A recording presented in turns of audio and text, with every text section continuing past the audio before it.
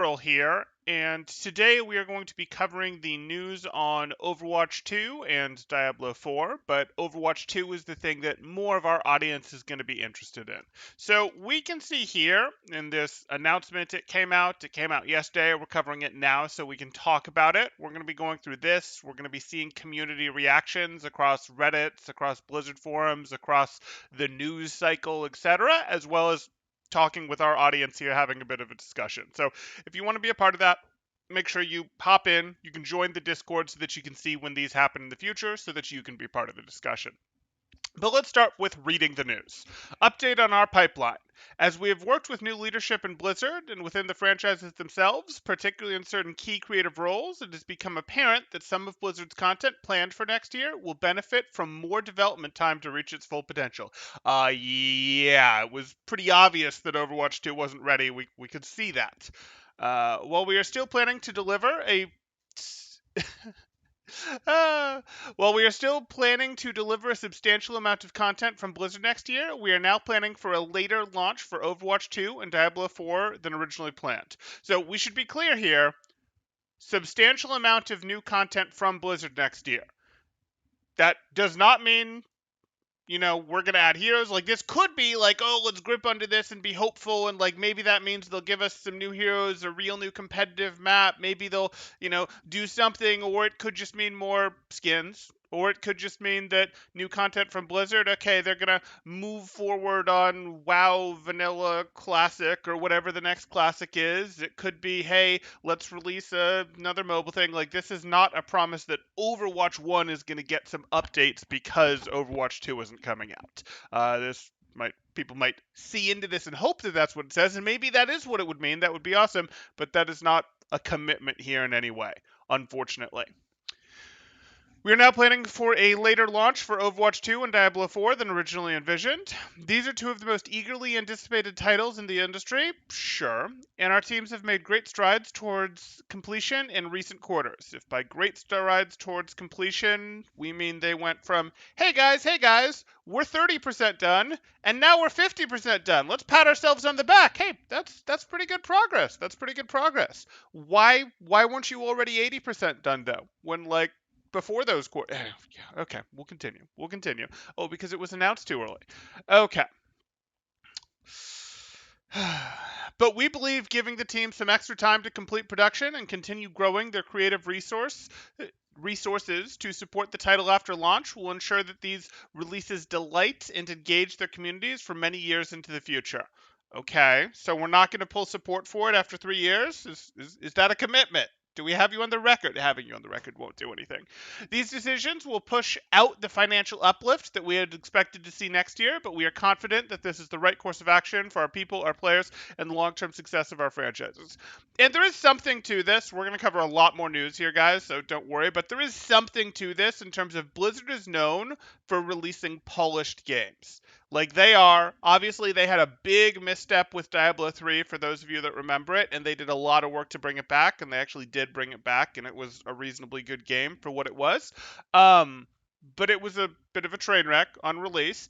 Now, that's one thing, but they they're going to lose the brand that is, hey, when Blizzard releases something, it is the final version of something. It is this good product with polish, with hey, things, not only do things work, they look good.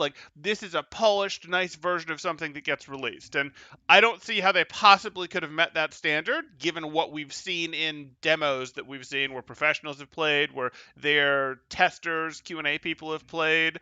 We've reviewed those, by the way. We've reviewed both the professionals playing Overwatch 2 and the Q&A testers who seem to be about silver gold range play Overwatch 2 on this channel, if you want to take a look for that. They weren't going to be able to do that based on what we'd seen. Even though they're sort of just porting a game forward, even though this is sort of just an expansion, it didn't look like it was going to be to their polished standard. Okay. Blizzard is being clear that they did not commit to a 2023 release for Overwatch 2. Are they? I mean, they're saying it's delayed, and if you never committed to even a year, you're not delaying something because it never had a release date. Now, I think it's kind of funny because we weren't ever given a release season even. We weren't even given a 3 or 4 month range for release, so I'm sort of I'm not even really sure you need to announce delays if you haven't really announced to it, but people at least believed that we had a next year thing here.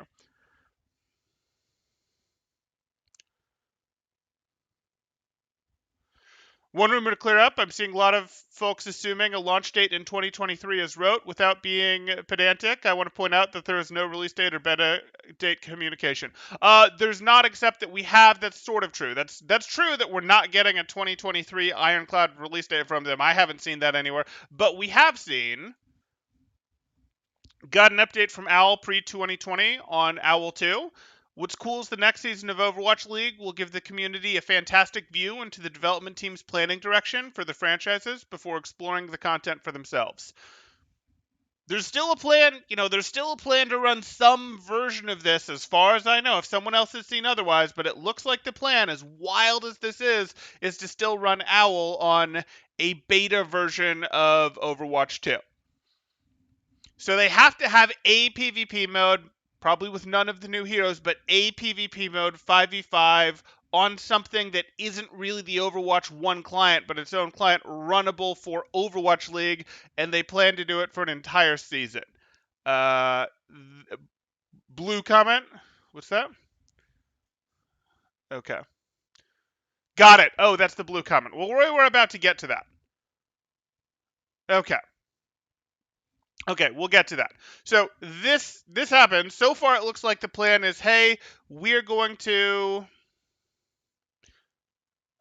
Okay, there we go. We are going to continue to go over this. We see pay, delays, Overwatch 2, and Diablo 4. We see it looks like the plan is to keep it going where Owl for an entire season is going to be played a completely different game.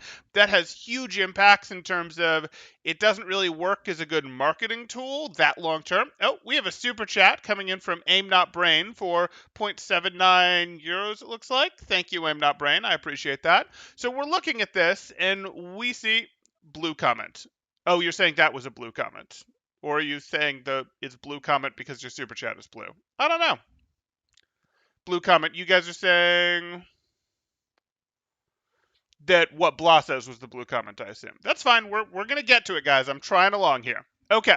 So, Owl Season 5 still looks like it's supposed to be on Overwatch 2. Owl Season 5 will take place over 2022. Owl Season 5 is not going to be in 2023. We do not expect to have Overwatch 2 in 2022 now. So the entirety of the season is going to be on a client. It's not going to be like a month or a few weeks or a stage of hyping something up to then get people to then go play, which could have worked great as a marketing tool. It's going to be an entire season. Maybe it'll be an abbreviated season, but an entire season on a game that the public can't play. Given how upset people got over, hey, we can't play the same game that the pros are playing because the pros have bans and we don't, or we have bans and the pros have different bans because we had that in competitive at one point. Given that there's already complaints that professional play looks nothing like ladder play and it doesn't feel like the same game, like that doesn't really seem like a good idea. Again, like a 1 month lead in time, a 2 month lead in time, that sort of thing could have been a good let's raise hype for it thing, but that hype is quickly going to wear off if people can't go play the game, and people are just going to lose interest in watching the league. This looks like a damaging move for the league, to be perfectly honest, and potentially a damaging move for Overwatch 2, but we'll see. Okay. McDonald says, I'm not excited for watching Owl Overwatch 2 at all. I could see that. So let's take a look at Andy's got some blue posts here. Come on, Blizzard Tracker. Do I have more than one? No. Looks like we've got the one. Okay. So here's Andy B, community manager for Blizzard. We'll do a little bit of a zoom in here so people can see. News that a team is taking longer than anticipated with a game is never easy, especially in a case where players have been eagerly anticipating any information about releases, betas, etc. The forums, Reddit, and social, I'd kind of say those are all socials, have all been a reflection of their frustration. I believe a lot of Overwatch players are feeling today, and that's okay. Jody, our new CM, that would be community manager, you'll meet her eventually, and I have been spending the last days gathering feedback, and today we will be summarizing it and sending it along for those who need to see it. While it's important that our team does everything in our power to meet the high experiences that we have for the high expectations that we have for the Overwatch franchise, we also need to be aware of how it affects the community that's grown up around our game. And then in the meantime, I want you all to know that we understand what's happening on the forums. While we still believe that this is the right thing to do for the team, the game, and ultimately the players, we get the emotions being shared today. You don't really have a choice in saying anything else. You're a PR guy. Your job is to cover for the decisions that are made. We get it. Your job is to spin. You're doing a fine job of it, at least in this post. One rumor to clear up. I'm seeing a lot of folks assuming a launch date of 2023 is wrote. Got it. Got it. So this is what Blah was quoting. Yep. Without being pedantic, I want to point out that there was no release date or beta date communicated in yesterday's earning call. Right, because you have to be able to back off of it. And if it's not 2023, you guys are doomed. You could be saying, "Oh no, it could still be 2022," but I don't think that's what you're saying. Super chat coming in from Aim Not Brain for 179 there. Overwatch 2 delayed because they are working on Overwatch 3. Eyeballs, eyeballs. Thank you for the super chat, Aim Not Brain. It is entirely possible, but I kind of doubt it. I kind of doubt it. The reality is the reason they need to release Overwatch 2 is because they need to change the monetization model, and we're all aware of that. That's not really some secret. They need to change the monetization model. They are too generous with loot boxes in Overwatch 1, and they need to find a way to change things to better monetize it so they feel they can better support continuing to have a live services game where they release new heroes and they can compete against games like Apex, games like League, games like um that can release content more often than they're choosing to release content. Now you could say they were releasing content just fine when the game first came out, and they were releasing content okay. They were still slower than their competitors. Now they're releasing content into a much more polished game than some of their competitors. That sort of that Blizzard thing that they're known for, that they've sort of placed their brand on. But compensation wise, when you release a new hero, a new champion, a new something in these other games, you actually get people to go spend money to unlock that hero or to unlock skins for that hero or to do that sort of thing. That's not really the case to the same degree in Overwatch because there's so many loot boxes and you have to do so much more polish to get it in there. And, they sold us this, okay, well, you buy the game itself type thing and you get all the heroes. So we'll see there. I'm not suggesting that they're now going to suddenly start charging for heroes, but they're almost certainly going to move on to a battle pass type system, something that works a little bit better for them. Aim.brain for 179 says, I disagree. It's where Jeff went working on Overwatch 3. Could be, could be. Usually the way this works is when people leave Blizzard Studios to go work on something else, what happens is they're going, aha, I'm going to go work on Torchlight, a Diablo competitor, that sort of thing. They go, hey, I'm going to go work on this game, and it's going to be more like Diablo 1, Diablo 2 instead of Diablo 3, and people will love it. And they mostly do, but it comes out of a smaller studio and never gets quite as much traction and doesn't have quite as much resources behind it. But he could be working on his version of Overwatch 3, but he will not be able to call it Overwatch 3. One rumor to clear up, I'm seeing a lot of folks assuming a launch date of 2023 is wrote, right? Without being pedantic, you're being pedantic. I want to point out that there was no release date or beta date communicated in yesterday's earnings call. While I'm not prepared to discuss official dates with you here today, I want to quash the rumor of a 2023 release date as being somehow official. Well, the reason it's official is because you guys are like, you've told us it's not 2022 effectively. Um, let's look at this one more time.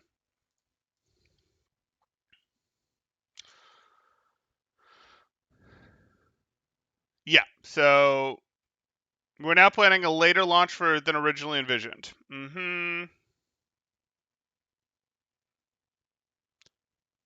Okay, so they're saying it could still take place based on what this says here in 2023, but that's kind of nonsense. They're softening the blow. I mean, maybe it could be at the end of the year. Technically, there's room for how this is worded for it to happen later in 2023 than they'd originally expected, or 2022 than they'd originally expected. But okay, we'll continue.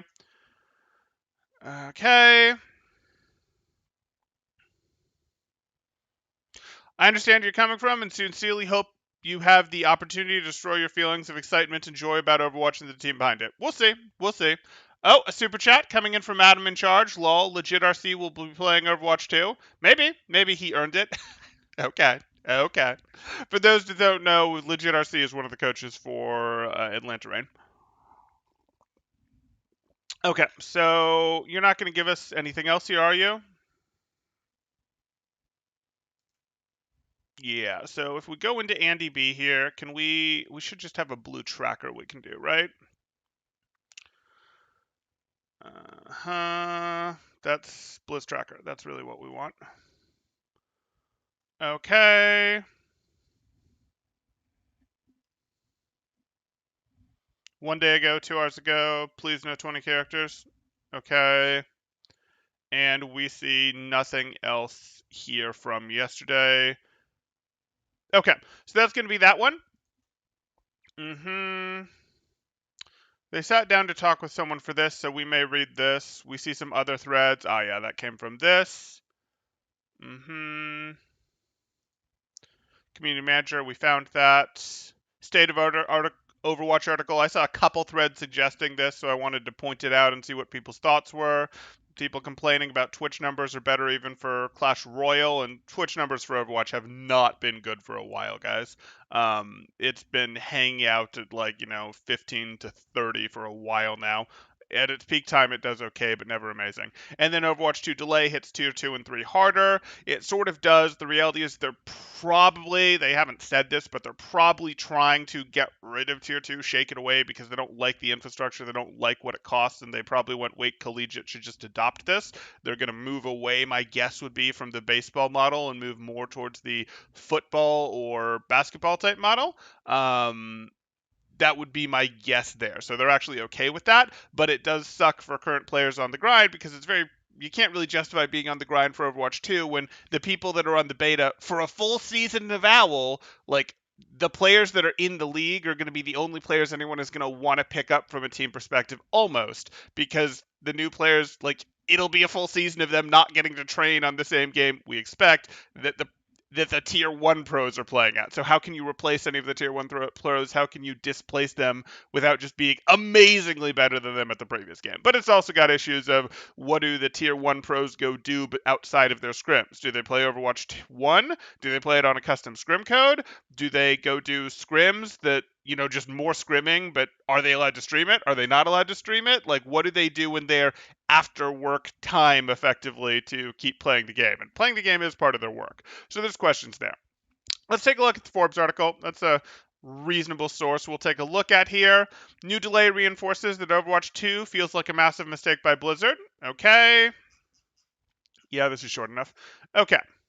Yesterday, Activision Blizzard revealed numbers that showed that its recent scandals involving the mistreatment of women investigations have resulted from that have not affected people actually buying its games. That's generally how it works. But while the company met its financial projections, they did announce two significant things in regards to the Blizzard. First, Blizzard was losing its... Yeah, we didn't talk about that one. Blizzard, it was also announced yesterday that Blizzard's co-head, Jen O'Neill, after just a few months on the job, replacing J. Allen Barak, now... Okay, so they aren't going to cover more in this article, it looks like, but she left and is now going to do more with some women executives in gaming group, like some group to promote women being executives in gaming. And it's sort of the typical eye roll of okay, you were a woman in a leadership position in gaming, and you're going to leave gaming to go join a group promoting women being in leadership positions in gaming. It's it's sort of the, comic that you might see of more women in STEM in the club for join the club to get more women in STEM versus, well, you could actually join the STEM club. and all the women go over to this one. Like, that's sort of the joke, and like it's literally a living enactment of the joke right here. It's sad. Okay. Okay. Mike Gibber remains the sole person in charge of Blizzard, but not really, because the person in charge of Activision and Blizzard is actually in charge of Blizzard, but that's okay. Not a great look for a company struggling with its woman employees and desperate to hire and retain more of them now. Okay. Past that, despite the fact that Overwatch 2 and Diablo 4 have never gotten official release dates, yes. Blizzard announced they were delayed all the same, and now it seems unlikely that either will arrive in 2022. Right.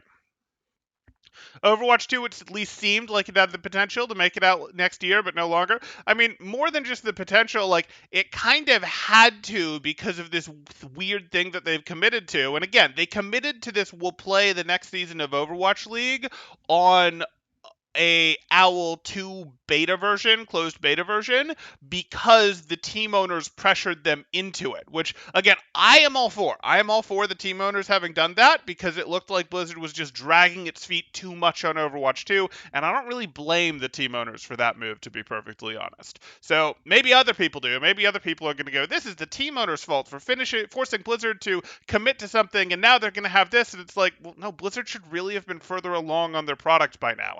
And they weren't going to start putting more resources on their product without more pressure from something like the team owners doing what they did. So I'm still on team owner here, I suppose. Mm-hmm. Uh-huh. And again, but it was just wild to be like, okay, they caved to that agreement of the team owners, but now they can't have a game, so it's going to be more this season. It's just wild. Overwatch 2 continues to be one of the most perplexing decisions in the industry, and probably one of the biggest mistakes I've seen Activision Blizzard make as a company, perhaps since strangling Bungie so much with Destiny demands that they walked out of their deal with them. Yeah, no, I mean, Blizzard is not the company that released StarCraft Brood War, Diablo 2. Like, they're not that company anymore. We need to get over that. They're not the company of, oh, here's a gem, here's a gem, here's a gem, here's a gem. Overwatch 2 was a good release. Overwatch, silly temporal. Overwatch 1 was a good release, but the reality is even Overwatch 1 released without a competitive mode. It was created off the shell of a failed project. And, they did a good thing with that shell of a failed project, but it was released without a competitive mode. It was released in a situation where they'd always intended it to be a team game where you'd queue up as a team, and they went, oh, you guys want solo competitive? But the game wasn't actually designed to feel good for solo competitive, and you can design a game to feel good for solo competitive. Most games are designed to more feel good for solo competitive. Overwatch mostly doesn't, and that is based on design decisions. Like, Overwatch is an amazing game. Amazing game, don't get me wrong. There's the reason I've dedicated so much of my life force and energy to it. But this is, there's issues, and that's sort of poor leadership, poor vision going on there. Okay. And the issue seems similar. Activision Blizzard demanded a sequel that didn't need to exist. Right, they just needed to change their monetization model. That's literally what happened. It cost them the health of what used to be one of the biggest multiplayer games around and a former Game of the Year winner. So that's sort of true. That's sort of true, but they also partially got wiped out by Battle Royales became popular. Like, that's a little bit beyond their control. They helped put fuel on the fire of their own demise, we'll say, of Overwatch's popularity by pulling the content. They were a little slow with their content, slower than they'd said they were going to be even before they pulled the plug. But then they did pull the plug on content, and they're just not giving real content for years. And that was really the end of it right there. But there was already some fuel on the fire from them, or that is the massive fuel on the fire. But there was already a little bit of a fire of, hey, their content release cycle was slower than it really needed to be, and battle royales were going to be a problem for them. That's just a direction that the gaming market was moving, unfortunately, in my opinion. That's it. If you enjoy battle royales, that's perfectly fine. I just don't enjoy them quite as much. Overwatch seems like any other ongoing multiplayer game in that it didn't need a sequel. We do not have a Fortnite 2, PUBG 2, League of Legends 2, Valorant 2, anything like that. Right, but they need an excuse to be able to change something big. For this genre that practices more or less ended around the time of Dota 2, and that was in 2013. Companies realized that constantly building on top of, except we have a bajillion Call of Duties, and we have multiple Halos, on top of what you had as a firm base was better than pausing to make a full sequel. Sure, sure. But a sequel was demanded, and that has meant it's the development just straight up stopped for Overwatch in the interim. That didn't have to be the case, though. There's absolutely better ways to do that. You can absolutely have teams doing both. It's more expensive, but you can do it. You can also move teams. You can have okay, let's support Overwatch 1 team that's this big, and let's build Overwatch 2 team that's this big, and then you move people over as you get closer to the release of the next game, which accelerates the release of the next game, but also creates a shorter of a content drought here. Mercedes, I disagree. I very much enjoy Overwatch solo competitive sometimes. That's okay. I get it. Some people do enjoy it, but the game feels a lot better in organized play. I think part of the reason you don't enjoy organized play quite as much as some people is because of your hero selection, Mercedes. I mean, you play a lot of Mercy, and I know you absolutely enjoy that, but in organized play, you get asked to play more Lucio, which I know you don't like, and more Brig, which is sort of a reality of it. But yeah, for people that play heroes that don't see much play in organized play, I could see why you would prefer solo play. Mm-hmm. Perhaps once upon a time, this was not supposed to last that long, but now we are in a situation where Overwatch has gone completely stale, with its last released hero being in late April 2020, and we are currently in November 2021, and it looks like there being, oh no, this is no official date, whatever, blah, blah, blah. We haven't confirmed 2023, we haven't confirmed not 2022, but it looks like 2023. From April 20 to sometime, or April 2020 to sometime in 2023 is what it looks like. That's a century for a game like this, as rivals in the genre introduce new characters multiple times a year at baseline. Overwatch did at 1.2. Little further. This situation is further confused by the fact that Blizzard is apparently still going forward with its changeover of its Pro League, OWL, to an early build of Overwatch 2 this spring, despite the fact that the game no longer seems like it'll arrive in 2022 at all. This is like watching pro Call of Duty players play next year's entry when no one else has access to it.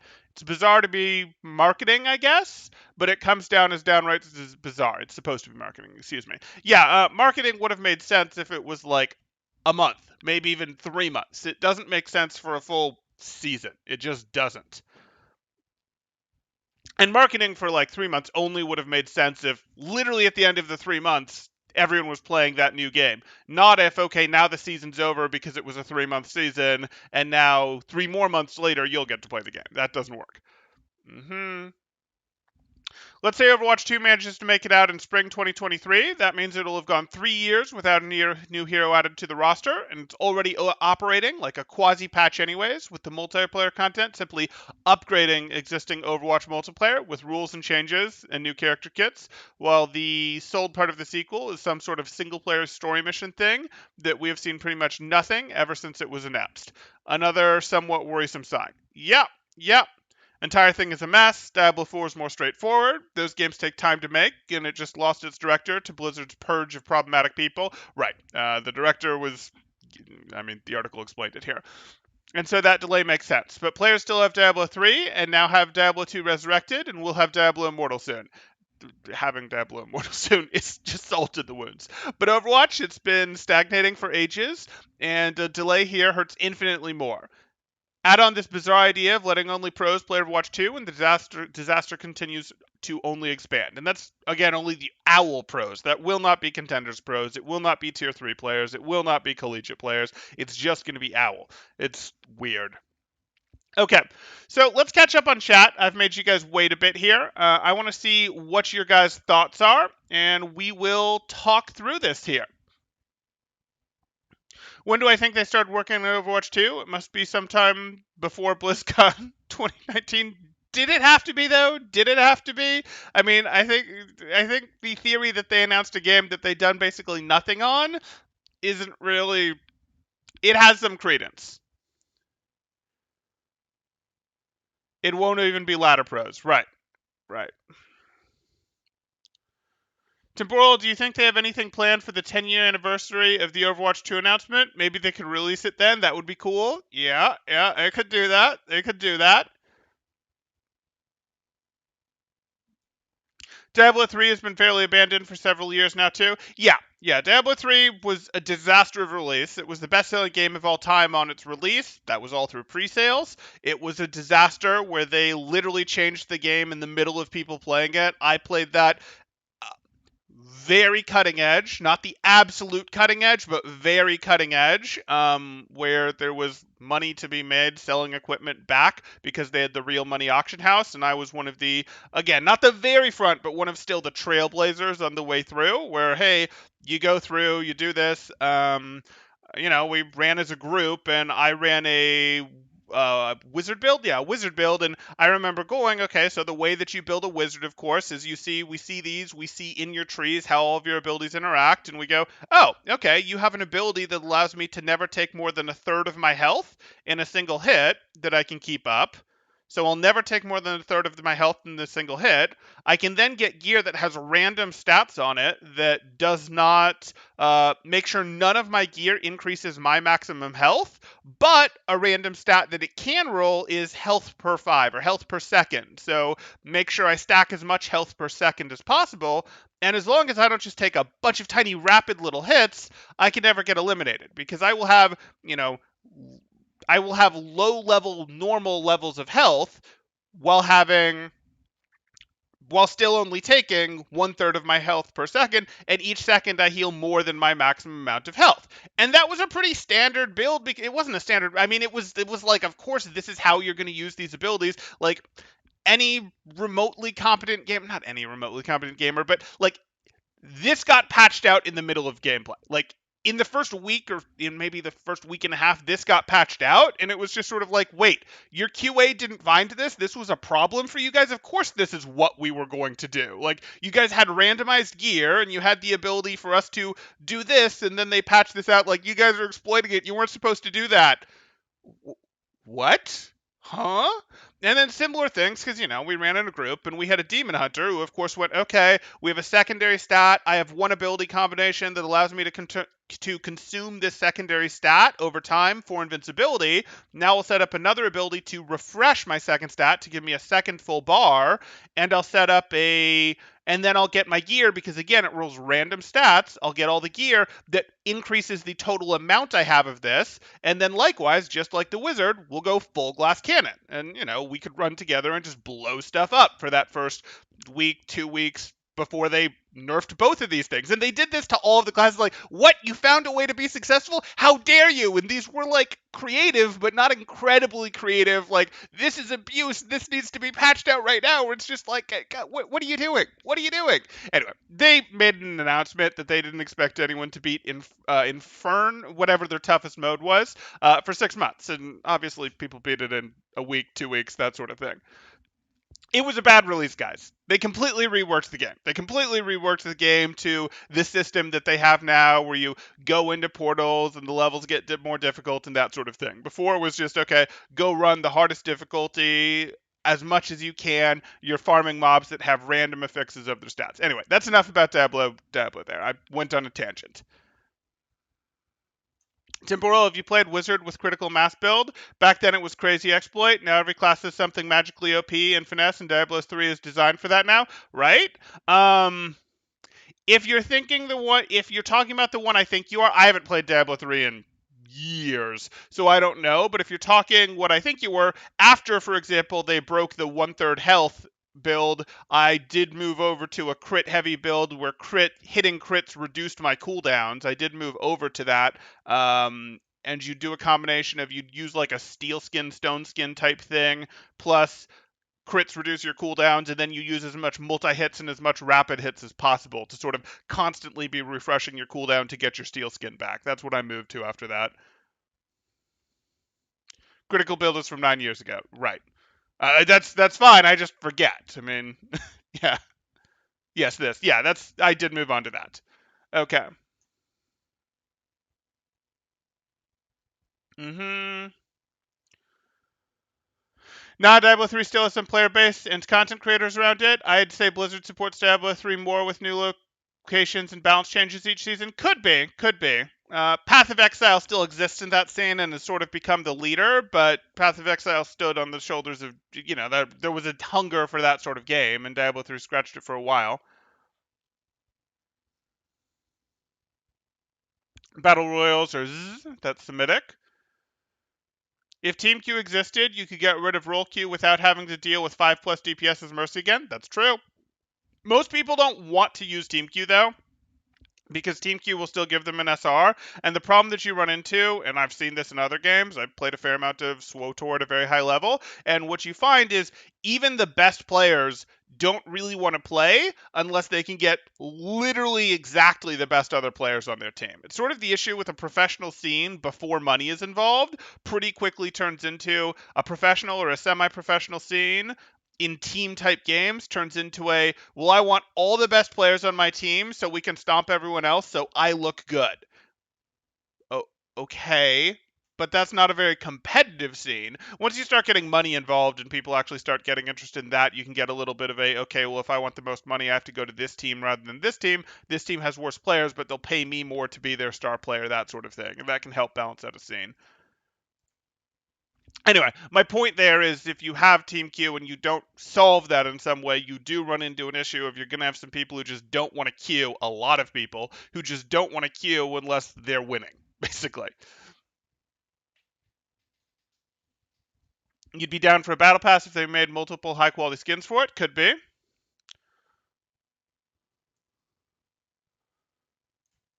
Oh, Nardstorm. Okay. At Temporal, what are the odds that Blizzard just cuts their losses and goes, all right, we're just going to start releasing some content to hold you guys over since it'll be so long till Overwatch 2? Their shareholders would massacre them for it.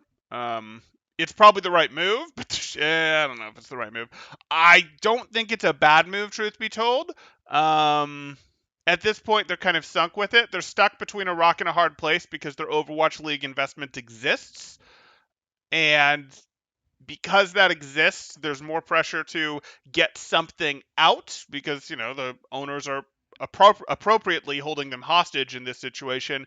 But what you run into is if they didn't exist, you'd probably still be better off letting the game. If they didn't exist, you'd probably be better off letting the game bleed out and then hoping for a really big re-release capture. I hate to say that. I hate to say that as someone who's in this space, as a content creator in this space, that sort of thing. Like, I hate to say that, but you will get a lot of attention. You will get a lot of people to revisit with fond memories, or even people who never played it going, oh yeah, this was a big game 7 years ago, 5 years ago, whatever, 12 years ago. Let's go check out this, see if it's still good. Like, you can do that, and that wouldn't be the most terrible idea from a business perspective. It doesn't really work because they have the league that they want to keep alive.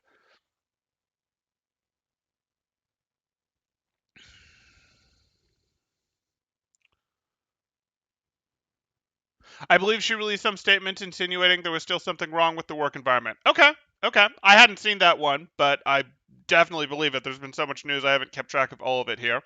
I could have missed it.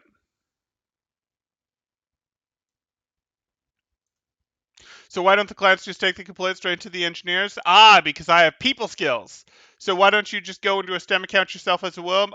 Because I'm trying to get more women to go into STEM. That would be the response to the sort of thing that we went into earlier there. Overwatch is dead. Okay.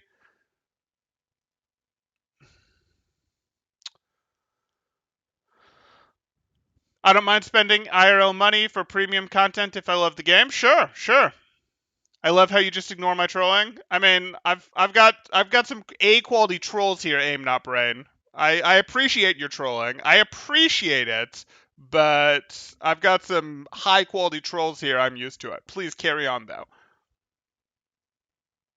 At Temporal, I don't know what content drought people are talking about. Blizzard's literally just released content saying Overwatch 2 is delayed. That's true. There's some news content. I as a Overwatch creator was able to go, hey, content. This is not the type of content we want to be releasing.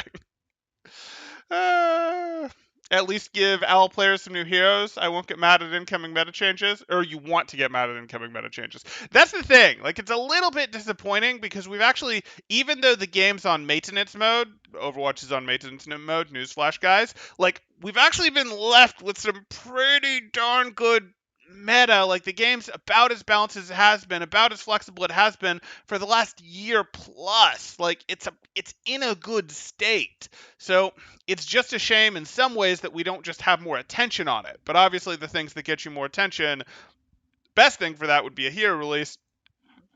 And those do always have balance implications. If they don't have balance implications, it's because you're releasing your hero at an average or a weak level. And most of the time, devs like to release heroes at a higher than average level because that causes the hero to get used, which then lets them get data, which then lets them adjust their game appropriately.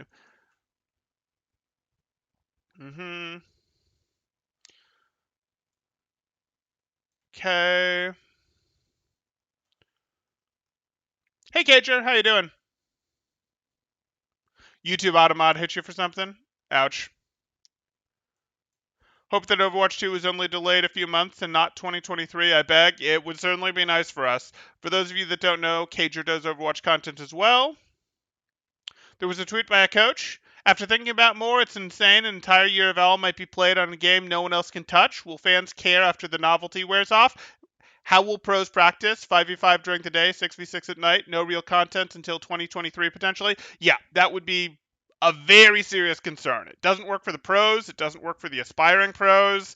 It's not really it doesn't work for the fans, it doesn't work for the marketing past a month, maybe 2 or 3 months. It's a problem.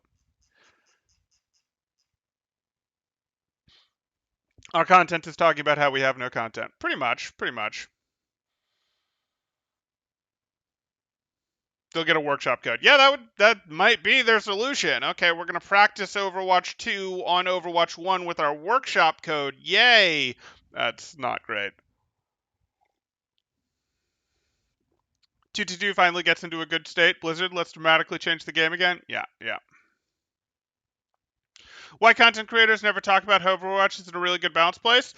It's not fiery enough. If you follow news, like if you understand what the meta with standard news is right now, and has been really since the era of social media, Facebook really forced news media into a divide people, make them hate things, make people enrage things. If you show people a picture of a puppy or like a nice story of, oh, look, someone, a dog saved a cat from a tree or whatever, oh, that's a nice story, yeah, and they get some positive emotions, whatever, they're less likely to share that story than they are something that they're angry about, they fear, they're annoyed with. Anger really does a better job of sharing stuff through social media, and sharing stuff through social media is the modern way of growing a news business and has been really since Facebook came onto the scene. So between, Facebook and Google effectively getting control of the ad dollars rather than companies going directly to news agencies to pay ad dollars, with shares becoming the best way to grow your business, that includes for YouTubers. The best way for me to grow my business is for me to convince you guys to share videos like this one, to share videos like my map guides. Like, I can try to get the YouTube algorithm to do some work for me, and I do, but the best thing for growing these things is always getting people to share them out to potentially reach new audiences. And because they know that, and because they've figured out that, hey, people being angry about stuff is sort of the best way to get people to hit that share button, to talk about it, to do that sort of thing. It's much more juicy to talk about, oh, look at this Junkrat buff. This Junkrat buff is stupid. He's absolutely going to destroy tanks. It's stupid. How dare they? They're wild. Rather than my take, and my take was a little more mild of like, hey, this is probably the worst patch that we've seen in a while, but we're applying it to a game that's in such a good balance state that I think the game will still probably be in a pretty good balance state. That's not as ferocious of a take, if you get what I'm saying.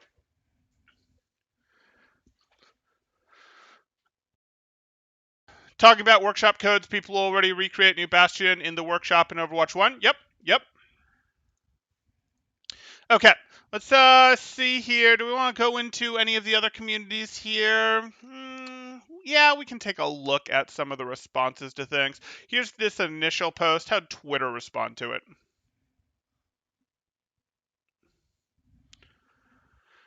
Right. And one of the new co-leaders of Blizzard is already leaving. Sure. From Jason Schreier, Blizzard co-leader Jen Olsen just told staff she's stepping down.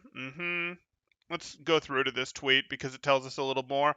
In an email to the staff, O'Neill says she's leaving to dive deeper into the Admirable Causes of Women in Gaming International, a nonprofit devoted to equality and diversity in gaming, and that Activision Blizzard is giving 1 million grant to the organization. The news means that in the wake of a widespread reckoning over how its culture mistreated women, Blizzard has gone from having a male and female co-leaders to having a single male boss. Sure. Okay. Temporal's take always feels more mature. I try.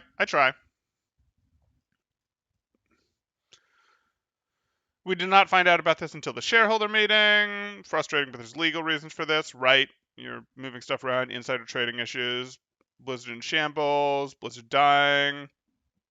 Will WoW become free to play with microtransactions? Okay, let's do that. Thoughts here. This one is in reference to the Owl Season 5 is still going to be Overwatch 2, even though Overwatch 2 is delayed. And we see cool that the league will be playing an entirely unfinished game for what the fans are playing. That's certainly a take, I believe, from the LPR team. Yeah. I do appreciate that this person is flared for Northeastern. For those that don't know, Northeastern is a collegiate Overwatch team. If you guys want to check out collegiate Overwatch, this is one of the best channels to do so right here, and it's a very rich and interesting scene. It's actually gotten quite competitive. It's not as good as Contenders yet, but it's not the joke that it was a couple years ago. It is very competitive, and we have multiple Contenders level teams in the scene, and quite a few Trials level teams in the scene. Okay. And I do coaching for Northeastern, full disclosure. Okay. Having orgs build teams for a game which nobody has even played and running a multi-million-dollar league, which is supposed to be the pinnacle of Overwatch and a closed beta version of the game, sounds great. Absolutely nothing uncool about it. And this is a little bit of a problem. It's sort of hard to delay to change what you're going to do about Owl, because they'd previously said Owl is going to run on an early version of Overwatch 2. Then they say we're delaying Overwatch 2. Deleting Overwatch 2. Maybe Freudian slip there. And now we look at this and go, okay, well, teams already started making signings, started building their team, started renewing or not renewing contract options based on their official announcement of they're going to play it on an early version of this. So they've just dug everything into a hole here. Not even a closed beta and early build. Those are basically the same thing. Okay, let's take a look here. Crucible has a good point. Which one was Crucible? Was Crucible over on our Twitter page here? Crucible. She probably didn't even know she was being promoted when Activision announced the move. Lamau, they just threw her in there for being a woman. It's possible. I mean, they desperately needed to make something happen. At least they felt they desperately needed to make something happen from a PR move to look a little better, to soften the blow. We've seen a lot of PR moves out of them on that front, where it's okay, you do this and look, quick PR moves. I know, let's get rid of rude gestures in WoW. You're getting rid of WoW emotes because you think they're problematic? That's your okay. And again, I get it, but that's not going to fix your lawsuit. Just like going, well, we have a woman co-leading wasn't going to fix your lawsuit. We checked that out. Do we have comments on this? No comments on this. Okay. New delay. Feels like a massive mistake by Blizzard. Let's see what the comments are. We'll get our comments on this from Reddit. The delay isn't the issue. The fact that Blizzard, it's kind of an issue. They've created too many dependencies at this point, Overwatch League being one of them.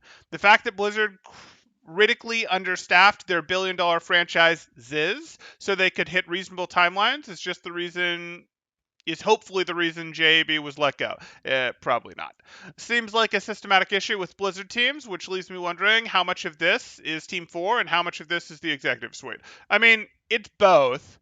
Like, it probably is both. And I'm going to get some heat for saying that because I'm not saying, oh, the devs are flawless. And the devs didn't have anything to do with their legal issues surrounding women. And the devs aren't the ones setting the guidelines. And the devs are pure and holy and wonderful. And it's just those evil, bad executives and those evil, bad other people because people like to do some white knighting for devs there. And don't get me wrong, like I've worked with devs, and devs don't get to make all these decisions. Devs rarely get to make these decisions. They are made by project managers, executives, other people like that who really don't know well enough, don't understand what they're asking of the dev isn't something that can be simply done. But it's not like all perfect either. There is some of this where it's like, wait, why are you guys still adding stuff to your game? Why are you guys still adding stuff to your game? Oh, let's lock down our game. I do not blame the devs for the timeline. I'm sure they had no control over the timeline. I'm not saying that the devs had anything to do, I just don't know, with the lawsuit type stuff there. But there is some room for, okay, why are you guys adding this to the game? And when I say devs, I am including people who, yes, are management, absolutely are management, but are dev management, are in there, are making some of those scope creep decisions, are doing the let's spend a lot of time working on making our gun sounds better. Your sounds are already amazing. Please don't devote any time to working on your sounds. Quick, make the female night elves and female dwarves less attractive. They didn't quite do that, but that was pretty close to a route they went. Okay. Mm-hmm.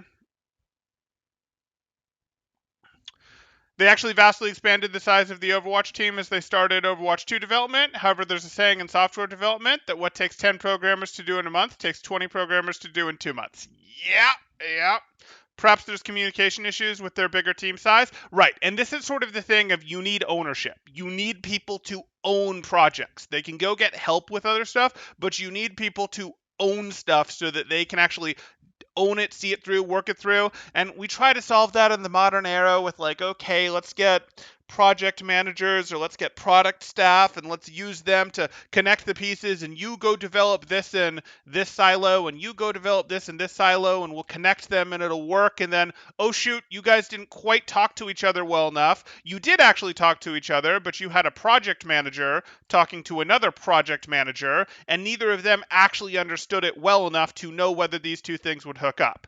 To be fair, the devs frequently are going, well, I, am going to do exactly what you tell me, project manager, and I don't want to talk to their project manager for even a moment. I don't want to talk to that dev for even a moment. I want to develop exactly what I'm told to dev. So there's a little bit to go around here. Now you'd say, well, if the devs would talk to each other like this, you wouldn't need the project managers and they'd be out of a job, and that's true, but we're sort of in the 10 people can do it faster than 20 people range here. That's sort of where that comes from. Okay. I know I'm gonna make some enemies in the developer world here, and I know there's a lot of people in the developer world in the video game world, but that's life. I can live with it. And you guys can hop on and say no, temporal, you're wrong. That's a terrible take, and I'm perfectly happy to discuss. Okay.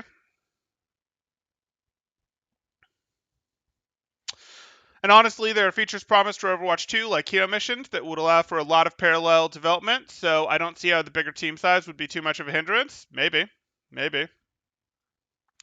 Lol facts, I see it every day at my job, and literally all of that is due to the amount of time it takes to ramp everyone on systems and objectives. It's crazy, but once everyone is ramped up and moving without training wheels, it moves faster until you need to connect it all together again. Yeah. I love working in a small autonomous team. I love being told we need to accomplish these 10 things by Q1, being left to work on these on our own, and only checking in leadership every 3 weeks as opposed to a weekly basis, as long as it works in the end.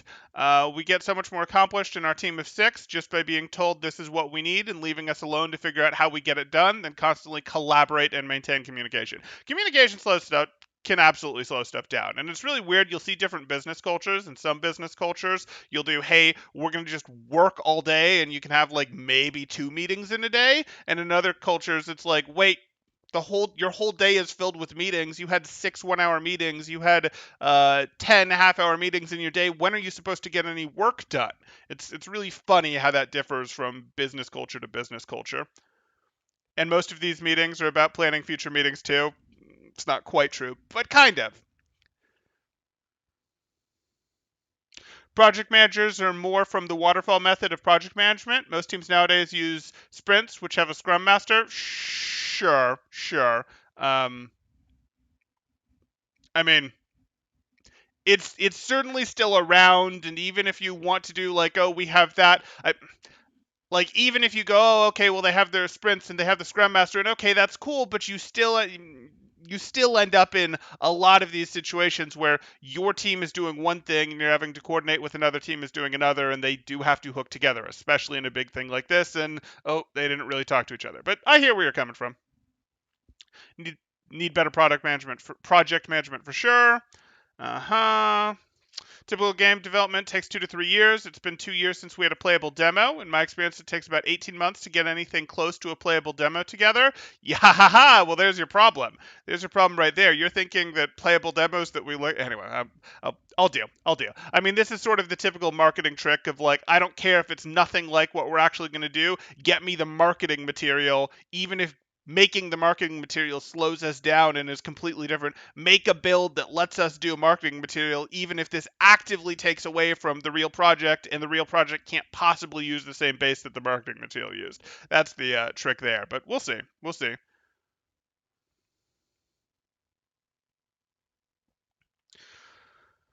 Okay. I know this is not Andy's fault. In fact, everything he's done so far as a community manager, I jumped topics, by the way, over to Andy's response, has been amazing. But please, can people at Blizzard stop repeating they believe this is best for the player base? It sort of is. Yes, taking time to make the game best possible is the best thing to do, but letting the game we currently play on rot with no updates and now an Overwatch League season that's going to make the game feel outdated is not the best thing for us. Right. Development on Overwatch 1 needed to not stop. And everyone knows that, but they sort of put their line in the sand of Echo's the last hero. This is it. We're done. And oops, you guys needed to be further along before you did that. Of course, they could just go back and change their mind on that, but I don't think we're going to see that. And remember, guys, this is Andy's job, and you can feel bad for him, but I don't feel too bad for him because while the job sucks, like, you can feel bad for someone because the job sucks, but this is also the job he signed up for. Like, he signed up to be I'm going to be community manager. Well, what does community manager mean? Community manager kind of means punching bag, and that's why you're getting paid for it. And maybe people are going to hate that take, but that's sort of like how that works. And that's what you're signing up for, just like press secretary is kind of, okay, it's PR, it's to be a punching bag, it's that sort of thing. Like, that is what the job is. Figure out what you can do with it. Nerf Echo. Still salty Echo wasn't a support release. Fair enough, fair enough. That said, you can feel bad for, a PR person the same way you'd feel bad for anyone, including like a content creator, where it's like, oh, hey, we have no content because you did this. And like, this is what a content creator is choosing to do. But you can still feel somewhat bad for them, just like you can still feel somewhat bad for this. But there's a, hey, this is what they chose to do type thing.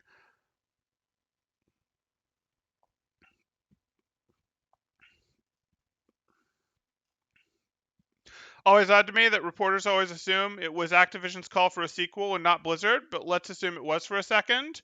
Where in the progress Where's the progress for the last 2 years? Whatever route you could have chosen, the fact remains they have very little to show. True. Then we have Jeff leaving. I cannot help but think that now Blizzard internally has been a mess for a long time now. Maybe Kodak's idea of getting a better grip on the studio, Blizzard, was actually a sign of Blizzard being a hot mess where timelines are not met. Could be, could be. Blizzard very much used to have we aren't going to release a game every year. We aren't going to release a game every 2 years. We'll release our game when it's done, and then it will be good. But that's sort of not in the modern era of gaming anymore. It's okay, release your game and keep it updated. But they've had some experience with that. They've had to do things like Hearthstone, like World of Warcraft, that had more consistent updating. Mm-hmm. I think the assumption largely stems from the interview Jeff did in 2019, where he talked about how he had to really fight hard to get them to agree that Overwatch 2 should be released as a free update for PvP, which we now might be unhappy with him for because it means Overwatch 1 is going to go bye-bye for a very big change that we didn't know was going to happen in Overwatch 2. So, kind of sucks. For those of you that aren't aware, Overwatch 2 will effectively drop its PvP on top of replacing Overwatch 1, and Overwatch 2 PvP will be 5v5. So that's Overwatch 1 isn't going to be there for you to play anymore. Combine that with how weird the initial explanation of Overwatch 2 was, and the widely assumed fact that Jeff, having gone through the player play split and EverQuest, would never do that in a game he was in charge of, and you get everyone assuming that the suits demanded a sequel because the original was so successful. Okay, anything else here that's interesting? State of Overwatch essay. They didn't give us this. I've seen multiple requests for us. The closest they gave us was an Andy B response a couple hours later. We talked about the pro scene. It shatters it. And that's not really good.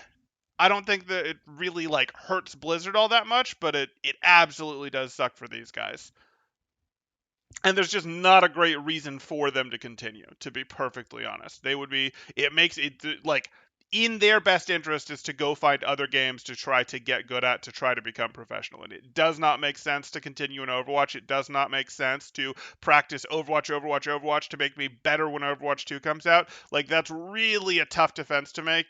These guys should head over to other games. And that hurts because I coach a collegiate team, and I wouldn't want my players going, oh, well, we're going to now go join the Valorant team or the Rocket League team. We have a good Rocket League team. And we actually have a player on our team who is absolutely qualified, or was at least in his first year to play on the Rocket League team. He was quite good at Rocket League. But yeah, like it doesn't make sense. It's effectively, they've been sabotaged. They're going to have to compete against people that have too much of a lead on them.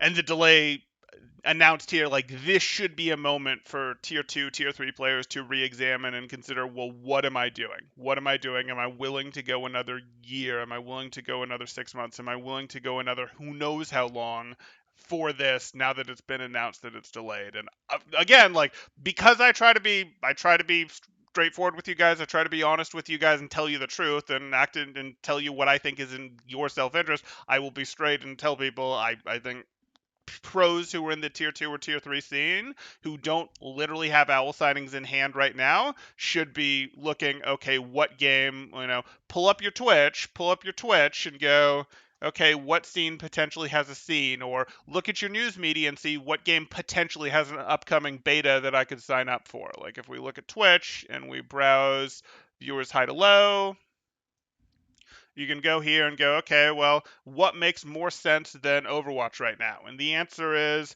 okay, you could go to Dota 2, you're going to be way behind in that. You could go to Valorant, you'll be less behind in that, and it's got more gunplay similarities. Maybe that makes sense. Maybe Apex makes sense. League, again, you're going to be super behind in at this point. Teamfight Tactics is a little smaller, but you know what? Hey, it's not small by comparison to Let's find ourselves. Jesus, it's hard to find this, and that's painful. Overwatch? It hurts. It hurts. Why do I not see you? You can't actually be further down than that. 13.9. Well, no. Teamfights again. This is not the perfect metric for how many players they have, for how much money there is in the scene, but, like, guys, Teamfight Tactics crushes Overwatch. That's rough. That's rough. World of Warcraft crushes it. You could go do arena PvP there, try to get sponsored, try to do a team. That scene exists. It's not the healthiest thing in the world, but it exists. Genshin Impact. That's a MOBA that everyone knows is a MOBA that still does better. Again, that's not a professional scene type thing, but like you could go be a streamer in that. Like, this is not the thing. Hearthstone is doing better. Like, this is not a good look, and pros should be going, okay, where else can they be a pro, or can they find an upcoming game to go play professionally, that sort of thing. Less views, and yeah, here's kind of that topic we were just talking about of, ooh, that's rough. Rocket League, right? Hey, Latrin. Let's catch up here. The agile style doesn't work for everyone, though. Large companies, projects aren't great for the agile style. Right, as a company gets big enough, the agile style becomes a bit more of a problem. Nerf Echo, still salty. Echo wasn't a support release. Sure. really feel like the choice to make it 5v5 happened super late. It feels like they only just realized a few months ago they need to rework almost the entire cast, which feels like it delayed. I think even I think that's probably right. They probably were super late in making that decision. I understand why. It adds fuel to the excitement of, hey, it's changed. More people are going to potentially check it out because we made a big change, and that seems like it could make the game seem very different. I understand why they did it, but yeah, I don't think they necessarily understood everything that they had to do there. It made the project a lot bigger. Everything's just speculation, though, of course. That's all most of us have here. She should have been a tank. She kind of is. She copies tanks all the time. They have the best ults. Mm-hmm. Remastered, or was it Warcraft 3 refunded? Right? Right? That was a terrible hit. That hit them bad. That was in the similar time frame to when they had the Hearthstone disaster overseas. Um, yeah, they've had some bad ones. Rip, people thought Jeff was a hero for that. I mean, at the time, he might have been if this 5v5 change was made later. Like, he went and battled for that, and that seems like a good hero move, but then they turned it into a poison pill. Like, oh, whoops, what did you just do to us? Because when he fought for it, it seems unlikely it was 5v5 that they were talking about. I thought it was a great move until they decided to make such a fundamental change to the game. Now I'm like, okay, please just delay Overwatch 2 forever. I hear you. The game is in a good balance state. Maybe we can make a new video on who should get kicked off the various owl teams when it becomes 5v5. We could. We could. Um, some seasons were way more broken than others. Sure, sure. Uh-huh. Honestly, I'm so accustomed to balance patches every half a year from some previous game I played, so I don't understand why people complain so much. So here's the thing, Celeste. Like, I'm actually pretty good with where the game's balance state is. And I like my games to be balanced slowly, truth be told, and I like metas to evolve naturally, not be forced. Like, I like people to keep figuring stuff out even years later that makes the meta evolve, because people are like, wait, the balance didn't actually matter. It wasn't actually that was the best. It was this completely different composition or hero that was better. I personally like that, but I understand the realities of the modern gaming ecosystem that this is not okay. This is not okay here. And unfortunately, one of the things that drives hype and attention and all these things around your game is this is getting the news stories written about your balanced patches, is getting the content creators to go out and talk about it. Content creators are part of your video games ecosystem. Twitch viewership is part of your video games ecosystem.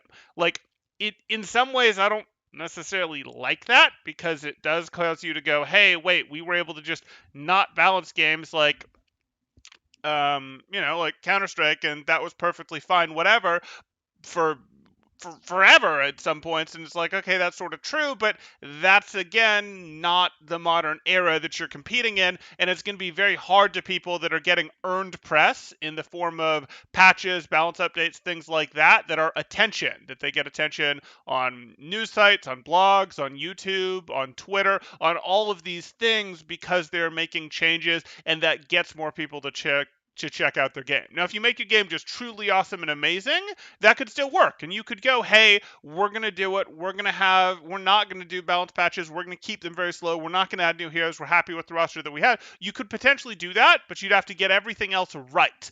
And they have a big thing that they didn't get right, which is their ladder feels really bad to play. Like, Overwatch's ladder feels really bad to play, and that's too many sins. That's too many problems. You can't have both of those things be true. If you can make your ladder feel better, you might be able to get away with it, but I don't really think that there's any. I don't ever think that's going to happen, to be quite honest. It would fundamentally go against how the game is designed. Though 5v5 may change that.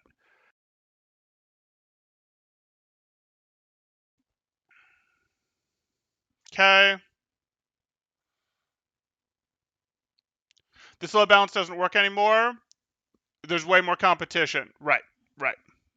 There's way more competition that puts out more content. That's kind of the problem. And again, I like the old style of slow balance. I really do.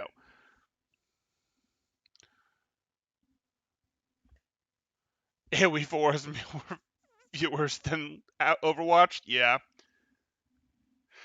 This is really going to highlight how much they've been ignoring Overwatch 1. Hope that changes. I don't think it will, but we'll see. Maybe we'll get something.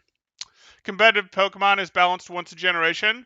Sure, but competitive Pokemon isn't a successful IP. For those that don't know, Pokemon is the most successful entertainment IP in the world, and it is not balanced. Pokemon isn't successful because of competitive Pokemon. Competitive Pokemon, I'm actually not really a fan of. I've played it. I've done Master Ball tier, whatever. It's fine. It, in some ways, is pretty interesting. But the problem is, if we find where's our Pokemon right now, it's probably hanging out at about Overwatch levels. We should have 7.2, Overwatch is 13. Okay, so it's doing better than that right now. The thing that you run into with Pokemon is Pokemon did something stupid where Pokemon's success as an IP really comes from a cultural event where they went, hey, we are going to release a TV show. We are going to release a Game Boy game. We are going to release trading card decks. So I guess I'll go like that and then maybe go like that and that and that to show that there's more here. Yeah, that's not great. Maybe I go like that because the Game Boy games back then had the little thing for the on switch to hook into, so the game didn't come out when you were playing. And then we'll just do that's still not right. We'll just make it more rectangular, and that'll have to do. Trading card game, and then they had other merch like plushies, like fast food toys, like all that. Like Pokemon worked and in part is so successful because it really went, hey, we're going to do this thing. We're going to do a barrage of a ton of stuff all at once. It's going to be a huge investment, which is what part of why the Pokemon IP is divided in its ownership. It's split up. It's not just, all owned by Nintendo. It's split up, all owned by Pokemon Company. It's split up how it's owned there. And what you're looking at is, hey, all owned by Game Freak, any of that, because there needed to be a lot to do this blitz to get everything to sort of come out at once, a pretty heavy event, and it created a cultural milestone for the first generation, really, the Kanto people that played it when they would go to school, play trading cards with their friends, get home, watch the TV show, and then after watching the TV show, play the Game Boy game, maybe go trade with their after school friends, whatever, go do that sort of thing, and like Pokemon could like follow them throughout the entire day as a thing to do. And this was back when people were still watching TV and there were limited kids channels, so it was, Saturday morning cartoons or after school blocks of things, and everyone was mostly still watching the same thing. It's not the modern era of Netflix, Hulu, where we go choose what to watch when. It's scheduled releases, and you can talk about the last episode of the show in school, at school, that sort of thing. Worked better on kids than it would at work. Yes, it could have worked as water cooler talk, but worked better because you could hit these different medium types. You could do things like fast food toys, that sort of thing. Like, this was a well-engineered thing to be successful, and most of what has kept Pokemon relevant is, hey, they continue to release stuff, they continue to do their yearly release games. They have a little bit of something for everyone. They have a ton of merchandise, which is an absolute moneymaker, huge moneymaker merchandise there. And then, they've built up, they're like, some people are like, hey, those are cute monsters. Other people are like, hey, those are ferocious battlers. Like, there's a little bit of something for everyone there. It's not the battling that has kept Pokemon relevant. In fact, I think competitive Pokemon is a little bit lame in the fact that they went with, let's make our standard competitive format 2v2, which is what they do for those of you that aren't aware. And it makes it more complicated, it makes it deeper, but it ruins the immersion fantasy that they built up with this whole TV show, video game, all this stuff. Like, the way you play through the video game is you go 6v6 battle one Pokemon at a time versus two at a time. You don't do swaps or double swaps or swap people into block or things like that. When they watch the TV show, Ash, who's gotta catch them all, is not going, let me do twos battles all the time. No, he's doing singles battles. Same thing when you're playing the card game, you are putting one Pokemon out there at a time. The sort of fantasy that people built around this is not about twos, and I think this really takes away from a viewership experience in a very similar way to like how Overwatch sort of messes up its viewer experience. Not the same way, but those are problems that both of them have, where it's like, this is more strategically deep and this might be more fun for the people actually playing it, but guys, you can't betray the source material that hard. You're not going to have a super exciting following of this stuff if what you're doing is 2v2 battles. That doesn't really make sense.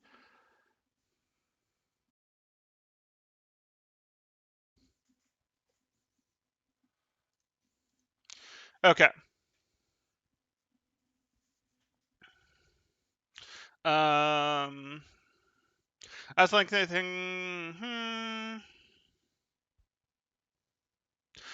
you think everything's going to feel worse with 5v5 Zergling Dance? I think what people are hoping will feel better with 5v5 is you have more individual control over your game because you're 1/5 of your team as opposed to 1/6 of your team. So you can do more to win back a 1v3 than you can a 1v4 if a fight simplifies, for example. Is Pokemon successful because of the cartoons, movies, and toys? It's successful because it did a barrage of everything sort of all at once. It's also successful because it was sort of hit the last generation that could be hit by a sort of focused attack and shared cultural experience the same way. The reason Pokemon Go was able to come out and get a ton of nostalgia factor was basically, Pokemon's had a lot of groundwork laid for a bunch of people, but it came out with the Gen 1 Kanto Pokemon, and the reason that was able to work is that was one of the last main cultural touchstones that everyone did this. If you go back to previous generations, you can talk about, oh, well, there were 3 TV channels, or there were 4 TV channels, or everyone read just the New York Times because that was the one, or just the Wall Street Journal because that was the one. You would have these cultural touchstones of everyone saw the football game because there just wasn't very many options and everyone had shared cultural touchstones in that sense. Pokemon is one of the last serious shared cultural touchstones where a lot, and I mean a lot of people experience the same things that we've since moved on from in the era of streaming, in the era of people getting their news from different places, in the area of the internet where you can go and find your own little fandom to hang out with of, hey, I want to talk about this obscure first person shooter game because we're talking about Overwatch. Not terribly obscure, but obscure compared to an era when people, had 2 places they could watch. We'll talk about kids here because that makes sense. 2 places they could watch kid shows, which would have been, the after school special on maybe type stuff on 1 or 2 channels, and then Saturday morning cartoons on 1 or 2 channels. And, okay, well, if there's only really 12 shows that people can watch, then that's going to limit it to people are going to be much more aware of this and have something to talk about compared to the modern era of, okay, you get things that do a pretty good job, like Game of Thrones. Game of Thrones would be another competitor for, hey, shared cultural touchstone everyone has really been a part of. But even that didn't have the reach that Pokemon did, and we know that from the value of the IP. There is a reason that Pokemon is the most successful entertainment IP. But yes, the barrage of everything helped. The fact that it was sort of the last thing that could hit everyone while they were together helped. Pokemon equals Pocket Monster, right? Smart marketing move to rename it. Okay. I like the old style of you pay for a thing, you own the thing. Ah, yes, but remember, you'll own nothing and you'll like it. Too political? Okay. Uh, your relationship with the company is over. If they want to make a sequel, you can consider buying that later. I liked that version of things too, Nardstorm. With constant always online stuff, that seems to not be the case. And I'd be okay with less constant always online games. But the reality is, most of them have decided correctly, based on engagement, that, hey, if we have it always online, if we make the content more PvP focused, more you're grinding forever, more you're going against other players always online, that keeps more engagement, which I get. I get. Okay. Overwatch TV show, trading card game, and book one. I don't think it would work quite as well in this era. At blah, Pokemon anime is a cultural success. Pokemon games are core of fandom. Yeah, yeah. Overwatch game when would be great. Nordstrom says, I'm rewatching Pokemon now, and honestly, it's a good show. It's corny, but not cringy. Yeah, I could see that. Like the cartoon with Team Rocket. I think Overwatch turn-based strategy could be very successful. It could be. It could be. It could also teach people a lot of wrong things, like, yes, I'm going to put out my, this to counter this, my Reaper to counter your Winston card, that sort of thing, where it's like, oh no, well, that's sort of true, but like then, my Reaper 100% counters your Winston in play. Well, sort of, but I have a Diva to go with me. Okay. It was kind of cringe. Need to buy the Switch finally. Still replay your games, Pokemon games on 3DS? Okay. But most of the cartoons from that era were cringe. Right, right. Come on, the Pokemon cartoon was god awful. I mean, I think Blah has it right. Everything was pretty god awful back then. Like, I remember, guys, we've had a bit of a revolution in terms of the quality of TV content that you watch. Streaming really, really pushed that forward, but like the quality of writing of TV shows has gone up significantly, like significantly in the last 10 years. It's night and day. It used to be there might be like one show that stood above the rest. Maybe, I mean, we could get into what shows people like, maybe where it's like some people would be like, oh, West Wing was the best thing ever, or Friday Night Lights was the best thing ever, whatever. And it's like, okay, yeah, those are fun shows, but now like so much is at the quality of shows that people used to be. Nothing is like, oh, well, it's just a sitcom with a laugh track. Like everything is better than that. And remember, what Pokemon was competing against back then was more things like, okay, if you look at American TV, the good American TV was mostly, okay, you can comedy. That's kind of what American TV could do well. It could do comedy pretty well. It didn't really do long form serious writing with shows very well. It got very episodic, American TV at the time. So that was its competition. And again, I say American TV because America is, of course, the leading exporter of entertainment in general. Hmm. Oh, Magdala says Pokemon Anime Season 1 was a true masterpiece. Quality of anime dropped around season 4. Potato next gen 2 generations until Gen 5.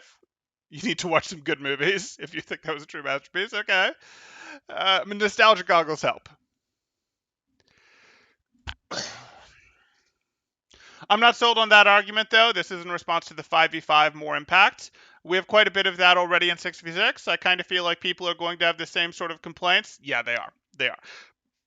It will give you more control, but people still aren't going to like losing. Like, the reality of the matter is people don't like losing, and people sort of play team games. There's a reason people play team games. It's so weird, but people play team games rather than going and playing StarCraft, for example, by themselves. And it's because they want to win, they want to play, but they don't want the loss to all be on them. It's this ego defending thing where it's like, if you're annoyed with your teammates, go play a 1v1 game. Well, I don't want to play a 1v1 game. It's not complicated enough. It's not interesting enough. Well, no, you're getting punished for every mistake you make in that 1v1 game. Go climb a 1v1 ladder in StarCraft, and guess what? If you hit GM in that, congrats. No teammates that you have to blame there.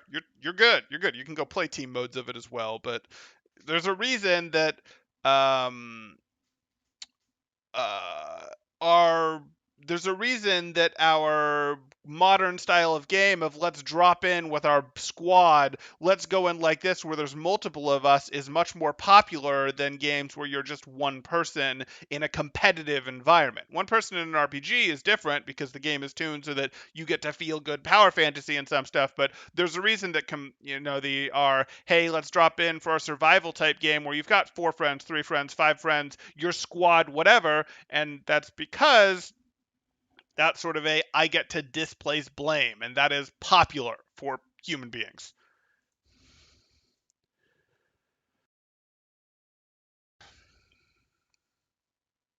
And yes, I expect that'll still continue in Overwatch 2 with 5 people.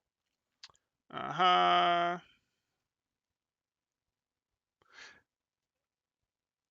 You're surprised Disney hasn't bought Nintendo for Pokemon? They might have been trying to before the pandemic hit, but I think that hit them pretty hard. Like, it hit them to close their theme park division and to not do movies for a bit. And I don't think financially they have been in a position to do so since. I would not have been surprised if they were gearing up to try to do so before that.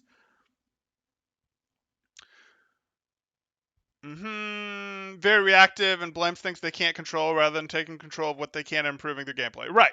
Which is why they're not playing a solo game. People are going to feel just as powerless because their base assumption that they are the best. You understand the issue perfectly, Zergling Dance. Seriously good. Even watched it with friends. That's in reference to Pokemon. Okay. You get far more control over your games by learning to play better than by removing a player from each team. Well, that's true. That's true. Why not both? uh, I think the anti-competitive behaviors you can get with ladder is going to feel much worse. That being levers, DC, Smurfs. I hear you. Overwatch turn-based strategy is the current game, just in real time and with mechanics mixed in. Kinda, yeah. I mean, to me as a coach, Overwatch is I get to go, hey, I have 6 chess pieces on the board. You have 6 chess pieces on the board. My team's mechanics might be better, your team's mechanics might be better, but I get to view this as a top-down strategy game. Yeah. uh,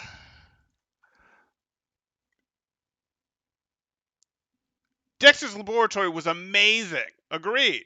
Dexter's Laboratory, Powerpuff Girls, like there was some fun, good TV back then. Don't get me wrong, but we are talking about a couple gems, and also, oh wait, it's episodic comedy. There's not really a continuous through line in Dexter's Laboratory of your world is evolving and getting better, and because of that, you don't really have to handle character development. And character development is one of the things that can feel pretty darn cringy.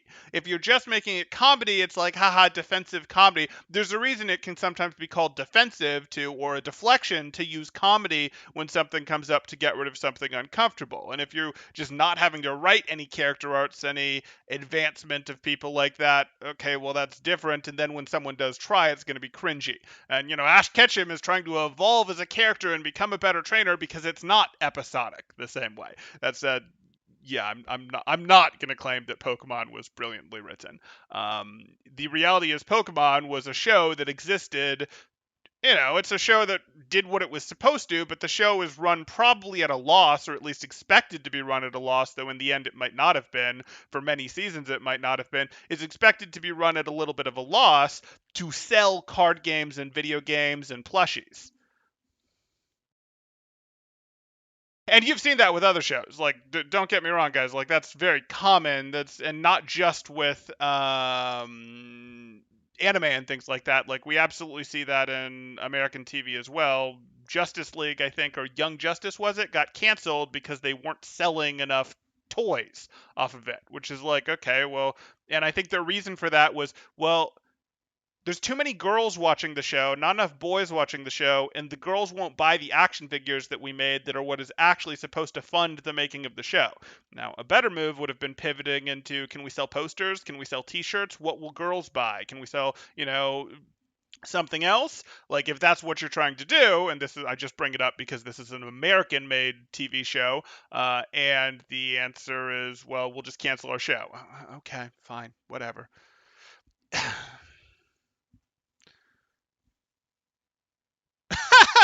No, blah.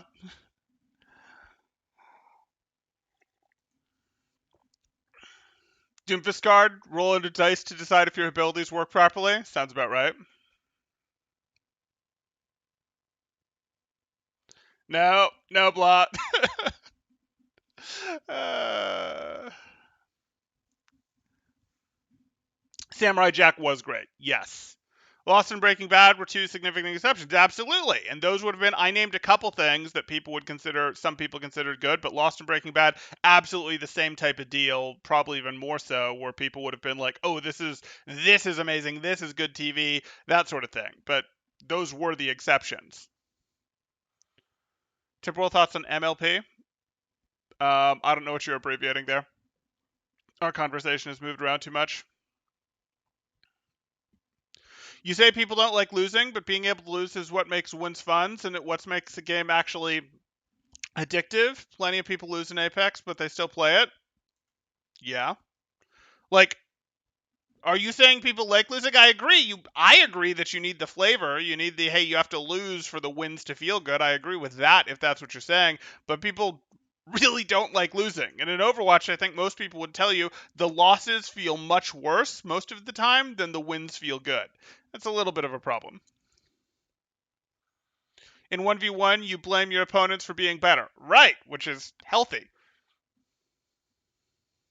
This is going to affect a lot of Overwatch content creators, including me. including me, guys. Like, I'm gonna have to look at this and go, do I go collegiate harder? Do I spend more time branched out in other games? Like, if we're really looking at not till 2023 until Overwatch 2 comes out, I'm counting on a bump from Overwatch 2, and I know that. So, uh, do I want to stay as heavy in this space as I am, or do I want to hit some other spaces? And I probably need to spend some time doing more news coverage, maybe doing more collegiate coverage, because I can sort of get ahead of the market on that in a market that I think is still going to grow. Do I do more in terms of something else? Like, we've streamed other games. Do we do? I mean, we've been talking about Pokemon a bunch here. Maybe we move over and cover a little Pokemon. That doesn't make a ton of sense from a competitive standpoint, but hey, it's a popular IP, as we just talked about, so clearly there's money to be had there.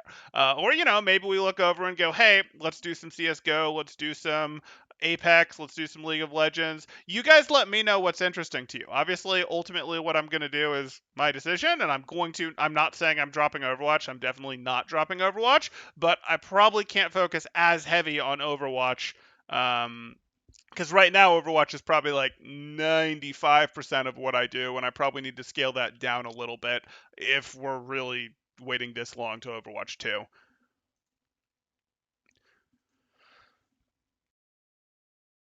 Overwatch ladder is just bad, and it's not because it's possible to lose. Well, I mean, it's always possible to lose. It being the very possibility of losing doesn't make something feel bad. You can even lose in a in a power fantasy RPG type thing sometimes. Jane did a thing where he turned it into that top-down RTS game with him and some other streamers. Each of them used comms to move their teams around in real time. Cool to watch. Oh, I haven't seen that. You should link that. You should link that. Maybe we'll take a look at that. If you want to do that in content worth a watch there, Nordstorm. Uh, Is at Zergling Dance at Kagux, is that because the game has skill-based matchmaking, though? It would feel pretty bad if one player was able to completely take control of a game, just like how much Smurfs get complaints. Yeah, but the thing is, like, yes, anti-competitive things like Smurfs become a greater problem if one player can take greater amounts of control of the game, but having one teammate who has a different view of much of the problem with Overwatch is there's 6 players, and each of you, 1, 2, 3, 4, 5, 6, you think you win the game like this, he thinks you win the game like this person thinks you win the game like this person thinks you win the game like this person thinks you win the game like this, and this person thinks you win the game like this. This this sucks. And because these people think you win this game in different ways and meaningfully different ways, and you're not going to talk about it because you're not going to be able to teach each other your ways in the game, and it's just too emotionally exhausting to try to do so game after game, you end up in a situation, especially when sometimes when you do this, you're going to get mixed in there. The trolls, the people who are going to flame people in chat, the people who are already too tilted and have no business queuing and are going to just put everyone else on edge, where you're going to have those mixed in there. If you try to engage in explaining, this creates a situation where um, you would very much want to be able to go, if I'm executing my strategy well enough, or the two of us are executing this strategy well enough, I want to be able to cover for the fact that this person is useless. This person isn't actually useless, or maybe they are. They're trying to execute a different way to win the game, and that different way to win the game might be wrong, or it might be right, and your way might be wrong. But their way to execute what they're doing is useless to how you're trying to win the game. Like, they're going, I'm gonna flank them, and your team, the other four of you are going, we're gonna brawl them, and we're gonna brawl them right now, and your flanker is super late type thing, where they were thinking, why did you guys go early? I was trying to set up, I was gonna get out cooldowns first. What are you doing? I was going on a long flank. Which of you is wrong? Who cares? It doesn't really matter. The point is, this person not being here, this person feeling useless, it feels better when you can overcome that person feeling useless. And it's hard to do in Overwatch. It feels like one person just holds you back too much, would be a complaint that people have. Even as Mercy, there are games I feel like I carried. There are games you certainly do carry as Mercy. It isn't impossible to carry. No, it's not. But it's harder to carry in Overwatch. Um, even if you're a little bit better than your lobby, or moderately better than your lobby. If you're way better than your lobby, it's fine. But it's harder to carry in Overwatch than it is in most of its competition. Like most of its competition, much easier to carry on, even if you go down a player, go down two players. Winning back into a 4v6, 5v6 in Overwatch is harder than winning back into a 4v5, 3v5 in a lot of other games that would consider themselves, that most people would consider Overwatch competitors.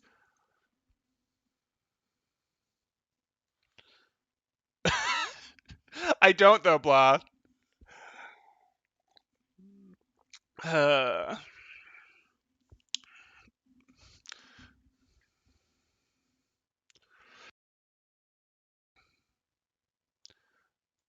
blah, he stepped around my question. Did you see that? Which question? Oh, I get it. I understand it now. I understand what your question was now, and yeah. I mean, I don't know that show. I have a older stepsister who I think watched, like, I think I was in the room. Maybe I saw one or two episodes. I really don't have thoughts on that show. I mean, I sort of know of the culture around it. Was like, that's weird. The culture that's built up around that. That's definitely weird. But that would have been, my sister watched it, and I was probably in the room for one or two episodes, like when I was a small kid. I have no idea about that show. Memory isn't there. Hmm.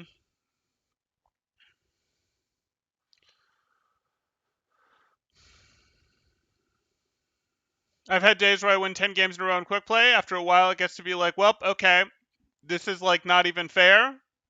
Throw a loss or two in there, and the wins feel way better. Sure, sure. Variety is the spice of life. Do it. You watch Pokemon channels too? Maybe, maybe. Temporal, are you more of a Rainbow Dash fan? Would you coach her for MMA if she asked? We could do some MMA coaching. We could. You'd probably be a really good CS coach, I think. Thank you. Thank you. Your second favorite game is Vermintide 2. There's even a small market for coaching. Okay. You bet Temporal more of a Twilight person? No. Uh, I worked at a bookstore for a while. I've sold plenty of copies of Twilight, but I have not purchased, I have not read Twilight. Uh-huh. Though I suppose I got dragged to one of the movies with the girlfriend at the time, but that's, yeah, besides the point. Okay. Goldmay always sees it, at which point I think I probably left and swapped over to another movie because it was just not something that I was going to watch. But hey, there was like half an hour there. Okay. Goldmay always sees danger to block with wall where other opponents see good opportunity. Today I won 40 SR with plus 19 SR for every game. Cool, cool. Oh no, you won 140 SR. Nice, nice. You put the Overwatch from RTS content. Okay, cool, cool. I'm not going to review that on stream right now, Nardstorm, but thank you for putting that there. You should coach Mario Kart Double Dash? Maybe, maybe. Oh, oh. Yeah, I was thinking Twilight the Vampire series. Yeah, okay. You got Hirsch in your game yesterday, and I told him I've been watching you. He called you the GOAT, letting you know so he can get preferential treatment. Hirsch is good at Overwatch. Okay. You're not? Okay. Okay, we'll go ahead and call that here. We've covered quite enough. We're quite a bit off topic, but it's been fun. Hope you guys are enjoying the content. If you are, please do drop a like. Consider subscribing. And if you're looking to get Overwatch coaching yourself, you can join my Discord in the description below. See what rates look like. See what sort of promos, special events we have, as well as see other cool events we have. You can see what sort of topics we're covering. You can be here to be part of the chat, to take me off topic, to troll me. As you can see, my chat is quite fine with trolling me. We've had troll attempts in here from Adam are quite frequent. We have Aim Not Brain taking some troll attempts. Blah and Celeste are going pretty hard for the My Little Pony trolling, it looks like. Like we've got some nice trolls in here, so come join the fun. Yeah, yeah. But more seriously, we do cover the news. We review guides. We review other people's content. We'll talk about how to do things better. I am a former top contenders coach. I can talk about Overwatch in an interesting way. We do guides, educational stuff. We also cover collegiate Overwatch. Lots of stuff here. If anything of that is interesting to you, join that Discord. You can react to become a watcher and then get pings and see, wait, is this a topic I want to be here, be a part of the discussion for, that sort of thing. Okay. Just troll attempts, work harder, suckers. There you go. There you go. Thanks, guys.